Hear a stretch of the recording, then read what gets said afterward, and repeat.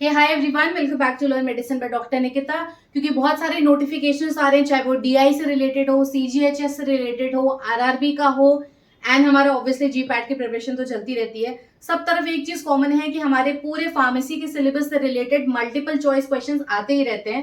तो it's better कि हम उसकी प्रिपरेशन करते जाएं। यहाँ पे इस वीडियो में, क्योंकि अभी मैंने डिस्कस किया था, सीजीएचएस ने नोटिफिकेशन ड्रॉप करा है बहुत ह्यूज नंबर ऑफ वैकेंसीज का। तो मैं लेकर आई हूँ आपके साथ लास्ट ईयर का पेपर जिसको हम सॉल्व करेंगे।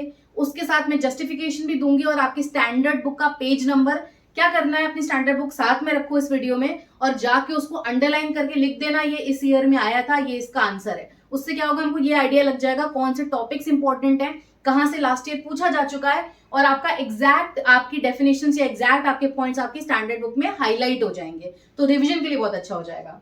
तो stay tuned with me for such videos and please subscribe to my channel. हम चलते हैं, डिस्कस करते हैं सीजीएचएस का पेपर 2018 के क्वेश्चन सॉल्व करते हैं विद प्रॉपर आंसर्स। तो देख लेते हैं ये क्यों इंपॉर्टेंट है, क्योंकि ये हमारा दिल्ली जोन का था, आया था जो क्वेश्चन पेपर। तो फर्स्ट क्वेश्चन, बिल्कुल टाइम वेस्ट नहीं करते हैं, स्टार्ट करते हैं। Which of the following is not amongst the orphan drug.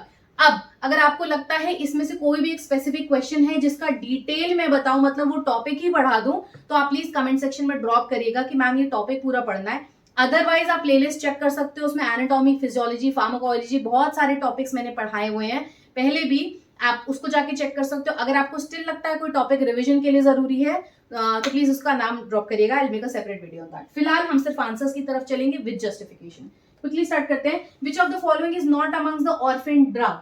तो इसका करेक्ट आंसर है कीटोकोनाजोल। कीटोकोनाजोल हमारा कैसा ड्रग है, एंटी फंगल ड्रग होता है, नॉट क्लासिफाइड इन, क्योंकि हमारी रेयर ड्रग के लिए यूज, ये रेयर डिजीज के लिए यूज नहीं होता। ऑर्फेन ड्रग्स कौन से होते हैं, जो किसी रेयर कंडीशन के लिए यूज होते हैं। सपोजिंगली कोई एक ऐसी कंडीशन है जो 1 करोड़ लोगों में किसी कुछ 1-2% लोगों को हो रही है ना, पूरी ग्लोबल पॉपुलेशन में 0.1-0.2% को हो रही है, तो वो जो ड्रग होती है वो कैसी होगी, ऑर्फेन ड्रग होगी, कि उसको कभी कभी यूज करा जाता है बहुत कम लोगों के लिए। पर कीटोकोनाजोल तो हमें पता है, अगर आप जाके देखो शैम्पूज होते हैं जो जो हमारे स्किन डिजीजेस के लिए पाउडर्स, क्रीम्स, ऑइंटमेंट्स यूज होते हैं, सब में मेन कंपाउंड होता है कीटोकोनाजोल। तो this is not something which is rare. तो उसका करेक्ट आंसर है कीटोकोनाजोल। जाके चेक कर सकते हो, केडीटी 7th एडिशन पेज नंबर 840, आप जाके सब कुछ हाईलाइट करिएगा। अगर हो सकता है कभी एडिशन का नंबर चेंज हो तो प्लीज मुझे बता देना, मैं करेक्ट करूंगी। फिलहाल this is the right one. अगर आप एडिशन फॉलो कर रहे हैं तो इसी पेज नंबर पे मिलेगा।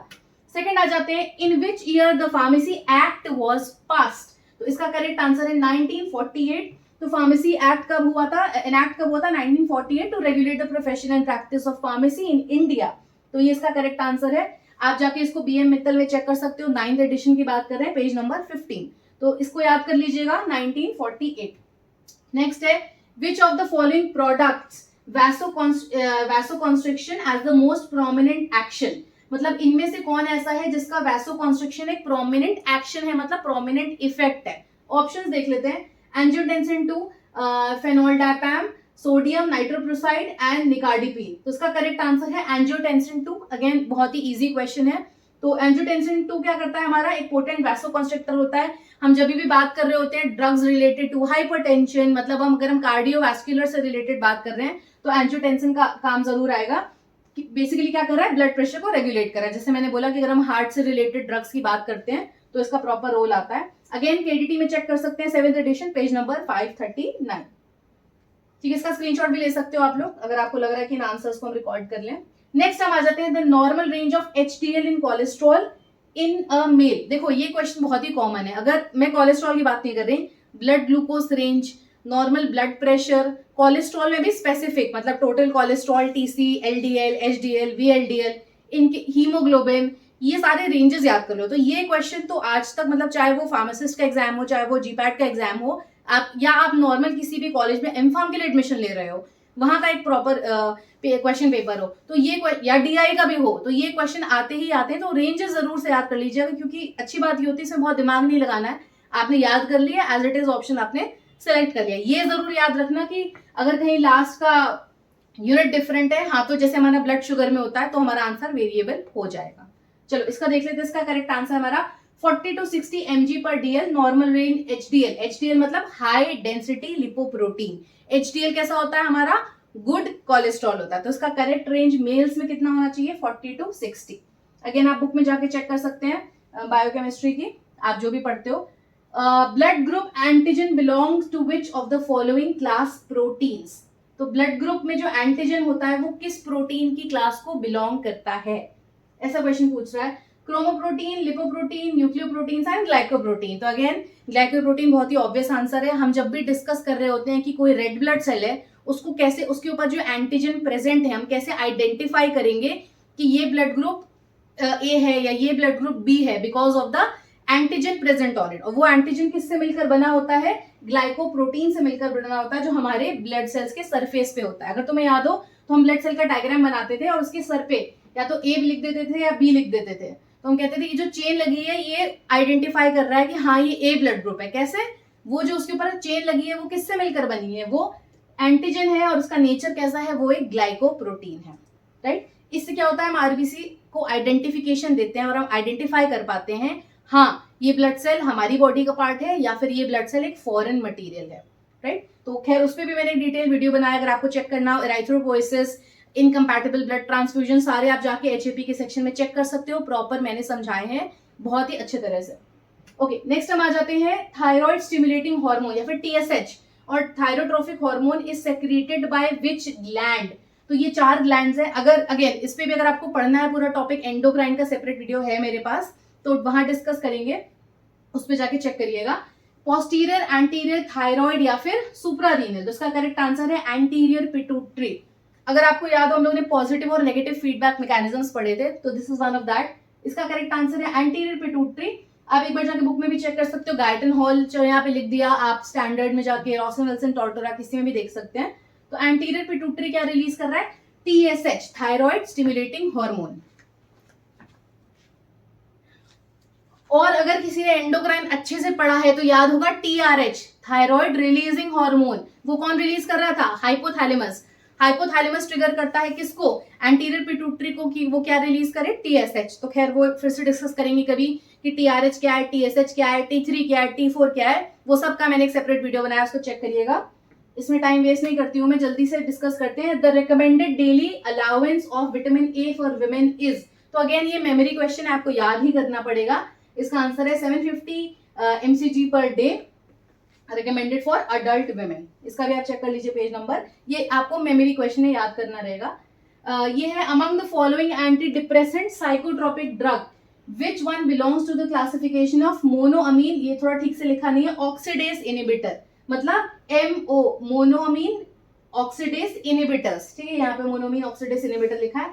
इसका करेक्ट आंसर है ट्रिनाइल साइक्लोप्रोमीन। करेक्ट क्यों है, क्योंकि हम जो MAOI के बारे में पढ़ते थे ये कहाँ पे यूज हो रहे हैं, जब हम एंटी डिप्रेसेंट ड्रग्स पढ़ रहे हैं, TCA पढ़ रहे हैं, ट्राई साइक्लिक एंटी डिप्रेसेंट्स। या हम एंटी डिप्रेसेंट का जब सब्जेक्ट पढ़ रहे होते हैं, टॉपिक पढ़ रहे होते हैं, तो उसमें हमें ड्रग का नाम मिल जाएगा। करेक्ट आंसर है इसका C, ठीक है। अगेन आप पेज नंबर चेक कर सकते हैं, गुडमैन गिल्बिन का यहाँ पे पेज नंबर दिया, आप जाके अपना KDT में भी देख सकते हो, उसमें भी आपको यही आंसर मिल जाएगा। नेक्स्ट आ जाते हैं, the normal rhythmic impulse is generated from which point in the conductive system of the heart. तो ये बहुत कॉम्प्लेक्स तरह से लिख दिया गया, बात इतनी सी है कि जब हार्ट बीट जनरेट हो रही है तो वो कहाँ से स्टार्ट हो रही है। तो करेक्ट है इसका सैन, याद आया, SAN सिनोऑरिकुलर नोड है, SAN, AVN, bundle of His, Purkinje fibre. Again heart का कंडक्शन कैसे हो रहा है, सिस्टमिक सर्कुलेशन क्या है, डबल सर्कुलेशन क्या है, इसका एक सेपरेट वीडियो है मेरे चैनल पे, जाके आप चेक करिएगा। प्लेलिस्ट में एनाटॉमी जब जाओगे तो एनाटॉमी आपको पूरा वीडियो मिल जाएगा। तो ये बहुत ही इजी क्वेश्चन है, इसका करेक्ट आंसर है हमारा SAN, that is second number. ये रेफरेंस दिया है, आप जाके टॉर्टरा या फिर रॉसन विल्सन में भी देख सकते हैं। नेक्स्ट है, which of the following is a cholinergic blocking agent. बहुत ही क्लियर है, सीधे सीधे क्लासिफिकेशन पे क्वेश्चन दे दिया, उतना कॉम्प्लेक्स किया ही नहीं इन लोगों ने। तो उसका करेक्ट आंसर है एट्रोपिन। बाकी ये सारे ड्रग्स आपने क्लासिफिकेशन देखे होंगे, कार्बिकॉल, एसिटाइलकोलिन, पिलोकार्पिन। करेक्ट है हमारा इसका answer atropine. Atropine is well known as anticholinergic drug या फिर cholinergic blocking drug, used to treat salivation, excessive saliva का जब फॉर्मेशन होता है, इसलिए हम बोलते हैं जब किसी भी पेशेंट को ऑपरेशन के लिए जाना होता है या फिर हम कहते हैं इसको एक प्री ऑपरेटिव मेडिकेशन है, तो वो बॉडी में क्या कर रहा है, सारे के सारे सेक्रीशंस को रिड्यूस कर रहा है या सप्रेस कर रहा है। Saliva is one of them, उसको भी सप्रेस कर रहा है और एक इसको ट्रीट करता है कंडीशन ऑफ ब्रैडीकार्डिया, राइट। तो ये कुछ क्वेश्चन हमने डिस्कस करें। नेक्स्ट आ जाते हैं, which of the following enzyme is markedly increase in obstructive liver disease. Obstructive liver disease में कौन से enzymes which of the following are increase. अच्छा, किसी को अगर ऑब्स्ट्रक्टिव लिवर डिजीज है तो कौन सा एंजाइम वहां पे इंक्रीज हो रहा है, आपने सारे एंजाइम्स पढ़े होंगे। लिवर जो फंक्शन कर रहा है, लिवर काम क्या कर रहा है, फैट का मेटाबॉलिज्म कर रहा है, स्टोरेज कर रहा है, ब्रेक डाउन कर रहा है। तो अगर ये अफेक्ट हो रहा है तो कौन सा एंजाइम इंक्रीज हो जाएगा, alkaline phosphatase. Alkaline phosphatase levels are increase in obstructive liver disease such as biliary obstruction. जो हमारा बाइल जूस जब रिलीज हो रहा होता है, अगर उस पैसेज में, उस पाथवे में ऑब्स्ट्रक्शन मतलब रुकावट आ जाएगी, तो क्या होने लगेगा, हमारा ये एंजाइम अल्कलाइन फॉस्फेटेज का लेवल बढ़ जाएगा। तो आप सीधे ब्लड टेस्ट कराओगे तो पता चल जाएगा, अगर ये बढ़ा हुआ है मतलब लिवर में ऑब्स्ट्रक्शन है, राइट। नेक्स्ट आ जाते हैं, which of the following is potassium sparring diuretic. तो बहुत अच्छी बात ये होती है इन सब एग्जाम्स की कि बहुत बार मैं कहूंगी कि 20-30% क्वेश्चन हमारे डायरेक्टली क्लासिफिकेशन से आ जाते हैं। तो ये बात ध्यान कर लो बहुत अच्छे से। एक तो लेवल्स याद करने हैं हॉर्मोन्स के, एंजाइम्स के, दूसरा क्लासिफिकेशन बहुत अच्छे से याद करना है, ठीक है। Just a minute.